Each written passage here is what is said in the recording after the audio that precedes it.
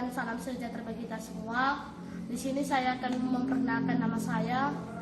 Perkenalkan, nama saya Jessica Christine Sinaga. Saya dari kelas 11 IPS. Saya sekolah di SMA Santa Maria Medan.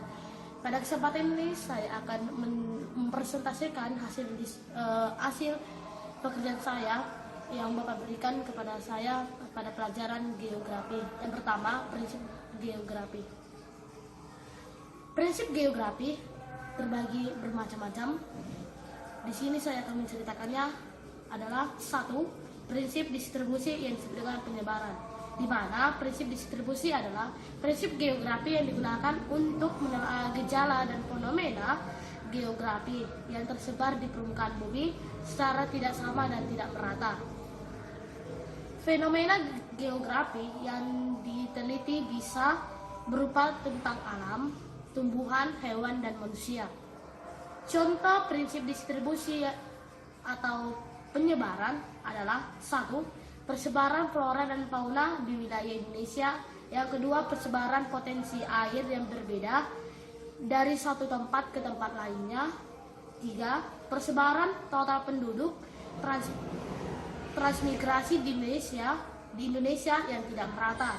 Yang dua, prinsip interrelasi yang disebut dengan keterkaitan, di mana prinsip interrelasi adalah prinsip geografi yang digunakan untuk menelaah hubungan yang saling terkait antara gejala yang satu dengan gejala geografi yang lain dalam suatu ruang.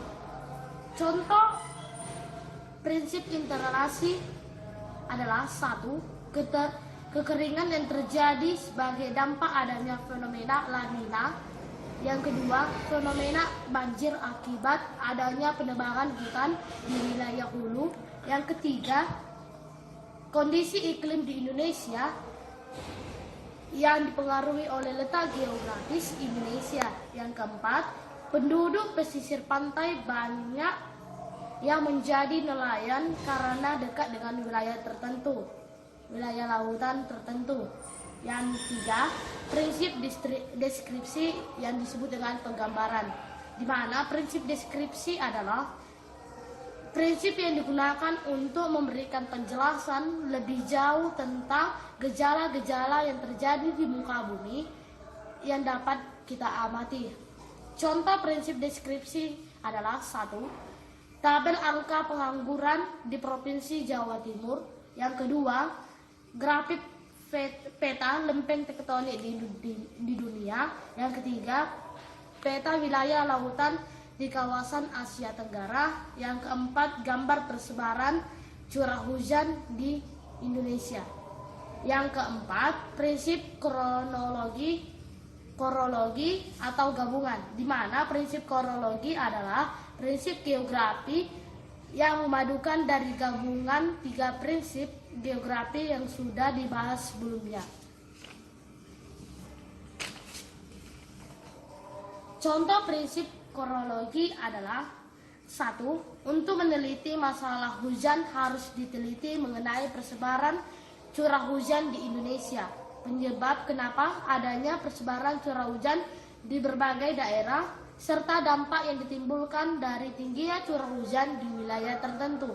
Yang kedua, untuk meneliti masalah suhu udara, maka harus diteliti mengenai perbedaan suhu udara di pedesaan dan perkotaan, penyebab timbulnya pedesaan serta pengaruh banyaknya pepohonan di desa terhadap suhu udara di wilayah pedesaan dibanding dengan perkotaan. Soal 2, pendekatan geografi, di mana pendekatan geografi terbagi berbagai macam. Satu, pendekatan keruangan yang disebut dengan spatial approach, di mana pendekatan keruangan adalah pendekatan yang mempelajari keragaman ruang bumi dengan cara menganalisis setiap aspeknya. Pendekatan keruangan dibagi menjadi 3 bagian, yaitu A, pendekatan topik, di mana pendekatan topik adalah pendekatan ini menitik beratkan pada titik utama dari suatu gejala geografi dan masalah pada studi geografi. Yang B, pendekatan aktivitas manusia, di mana pendekatan aktivitas manusia adalah pendekatan yang fokus utamanya adalah aktivitas manusia, yang disebut dengan human activities. Pendekatan ini dapat digunakan untuk mengkaji fenomena maka pencarian penduduk pada suatu wilayah. Yang C, pendekatan region yang disebut dengan wilayah, di mana pendekatan region atau wilayah adalah pendekatan ini memiliki fokus utama pada bagian region atau wilayah tempat suatu gejala dan masalah geografi tersebut bisa terjadi. Yang B, pendekatan ekologi yang disebut dengan ecological approach. Pendekatan ekologi adalah pendekatan yang digunakan untuk menelaah dan menganalisis suatu gejala dan masalah geografi dan menerapkan konsep dan prinsip geografi. Yang ketiga, pendekatan historis yang disebut dengan historical approach, di mana pendekatan historis adalah suatu pendekatan yang menganalisis gejala dan masalah geografi berdasarkan proses kronologi serta memprediksi proses gejala dan masalah tersebut pada masa yang akan datang. Yang ke D, pendekatan sistem yang disebut dengan system approach, di mana pendekatan sistem adalah suatu pendekatan yang menggunakan cara kompleks sintetik yang diterapkan pada suatu gejala dan masalah dalam sistem keuangan. Soal yang ketiga, aspek-aspek ilmu geografi. Yang pertama, aspek fisik, di mana aspek fisik adalah aspek yang mengkaji segala fenomena geosfer yang memengaruhi keterberlangsungan hidup manusia. Aspek fisik seperti aspek astronomis, kimiawi, biologis, dan semua fenomena alam yang langsung dapat kita amati. Di bagian aspek fisik ada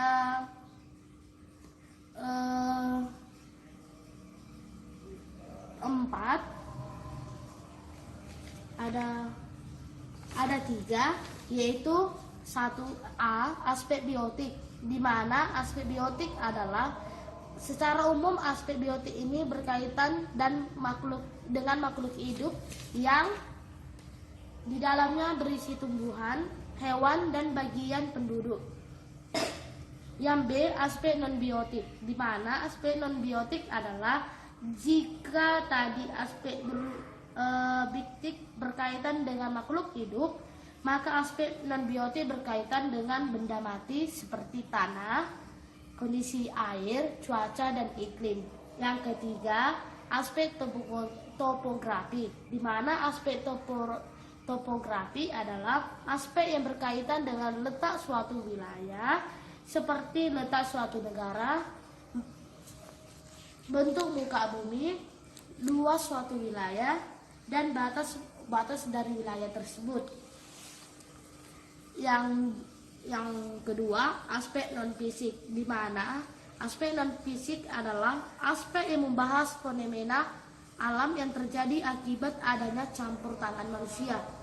Aspek non-fisik terbagi 4, yaitu 1, aspek sosial, di mana aspek sosial adalah aspek geografi yang berkaitan dengan unsur-unsur sosial yang di dalamnya membahas mengenai hal-hal yang berkaitan dengan adat istiadat, tradisi, komunitas, dan kelompok masyarakat. Yang B, aspek ekonomi, di mana aspek ekonomi adalah secara umum aspek ekonomi membahas semua hal yang berkaitan dengan unsur pertanian, perkebunan, pertambangan, perikanan, industri, perdagangan, transportasi, pasar, dan semua yang berkaitan dengan kegiatan ekonomi.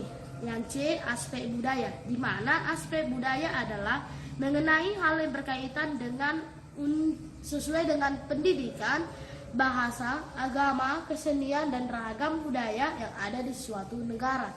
Yang keempat, aspek politik, di mana aspek politik adalah aspek politik D. Aspek politik.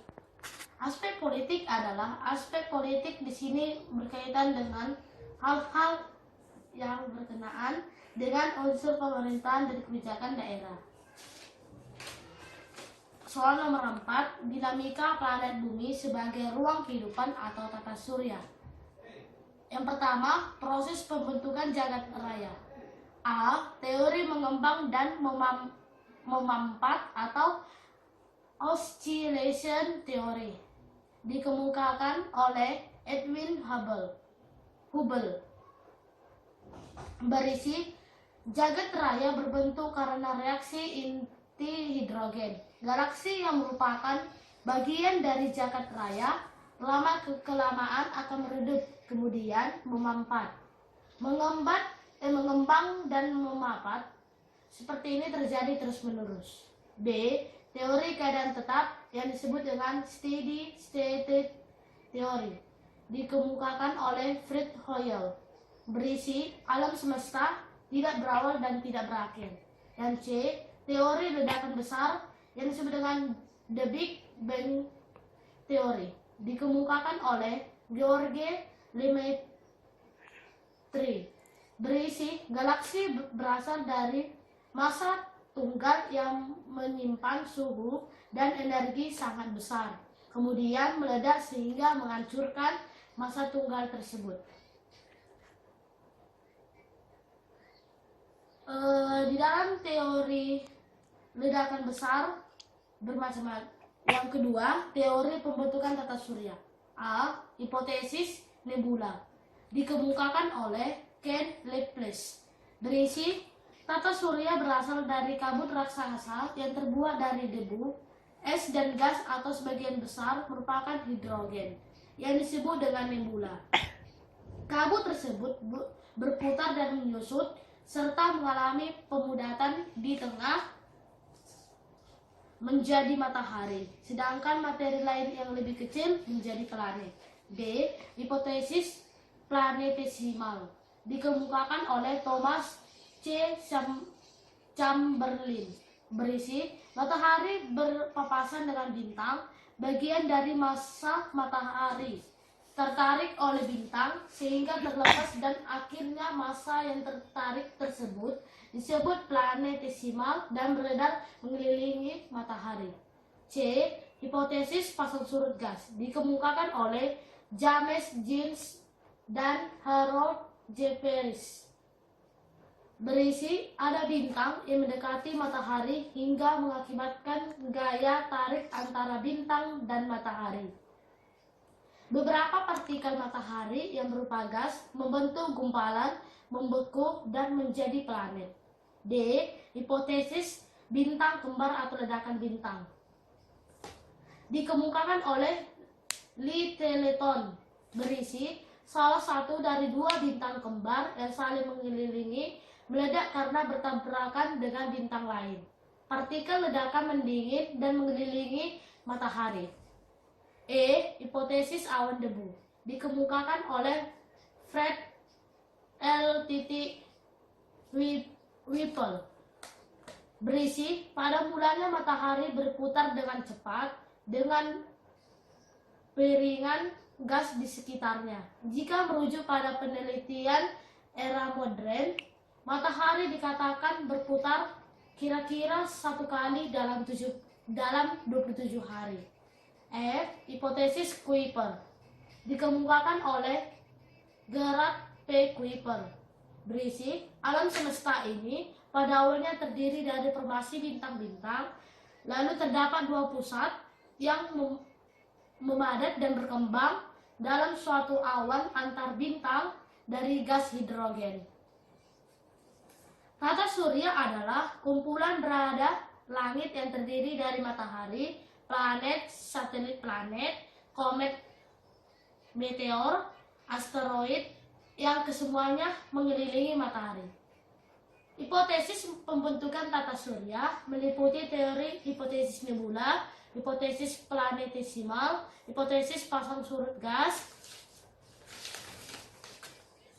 hipotesis bintang kembar atau ledakan bintang, hipotesis protoplanet atau awan debu, dan hipotesis Kuiper. Bumi sebagai bagian dari sistem tata surya memiliki karakteristik yang khas dalam rotasi, revolusi, dan presisinya. Yang kelima, persebaran flora dan fauna. 1. Persebaran flora di Indonesia. A. Flora daratan Sunda yang disebut dengan flora asiatis. 1. Meliputi Pulau Sumatera, Pulau Jawa, Pulau Bali, dan Pulau Kalimantan. Yang kedua, mendapat pengaruh dari flora Asia. Yang ketiga, didominasi jenis tumbuhan berhabitus pohon dari suku Dipterocarpaceae. B. Flora daratan Saun yang disebut dengan flora australis. 1. Meliputi Pulau Papua dan pulau-pulau sekitarnya. Kedua, mendapat pengaruh dari flora Australia. Yang ketiga, didominasi jenis-jenis tumbuhan berhabitus pohon dari suku Araucariaceae dan Myrtaceae. Yang ketiga, flora daratan peralihan yang disebut dengan daerah Wallace. 1. Meliputi Sulawesi, Nusa Tenggara, dan Maluku. Kedua, mendapat pengaruh dari flora Asia dan Australia. Yang ketiga, didominasi oleh jenis-jenis tumbuhan berhabitus pohon dari suku Auracariaceae, Myrtaceae, dan Verbenaceae. Bagian kedua, persebaran fauna di Indonesia. Bagian A, kelompok hewan Asia yang disebut dengan Asiatis. 1. Tersebar di Indonesia bagian barat sampai Selat Makassar dan Selat Lombok. Itu berasal dari Pulau Sumatera, Jawa, Bali, dan Kalimantan. Yang kedua, identiknya dengan hewan-hewan menjadi besar seperti menyusui besar seperti gajah, harimau, badak, beruang, dan orangutan. Bagian B, kelompok hewan Australia yang disebut dengan Australis. 1. Tersebar di Indonesia bagian timur, yaitu Pulau Irian Jaya dan beberapa pulau kecil di sekitarnya. Yang kedua, identiknya dengan hewan kanguru, burung kasugri, dan cendrawasih dan kakatua. C. Kelompok hewan peralihan atau Wallace. Yang pertama, tersebar di Indonesia bagian tengah. Terdapat di Pulau Sulawesi, Kepulauan Maluku, Nusa Tenggara Barat, dan Nusa Tenggara Timur. Yang kedua, identiknya dengan hewan kera, kuskus, babi rusa, anoa, komodo, dan burung maleo. Faktor-faktor yang memengaruhi persebaran flora dan fauna adalah 1. Faktor klimatik yang disebut dengan kondisi iklim. Yang pertama, bagian A, menjadi faktor yang paling dominan dalam memengaruhi persebaran flora dan fauna. Yang B, meliputi yang berasal dari yang berasal dari atau yang tempat tinggalnya. 1. Dari suhu, baru kelembaban udara, baru angin, curah hujan. Yang bagian nomor 2, faktor edafik atau tanah. Pertama, berpengaruh pada tumbuhan karena sebagai media tumbuh dan berkembangnya tumbuhan. Kedua, meliputi tekstur, struktur, kadar air, suhu kadar kimiawi, dan unsur biologis. Yang ketiga, faktor topografi.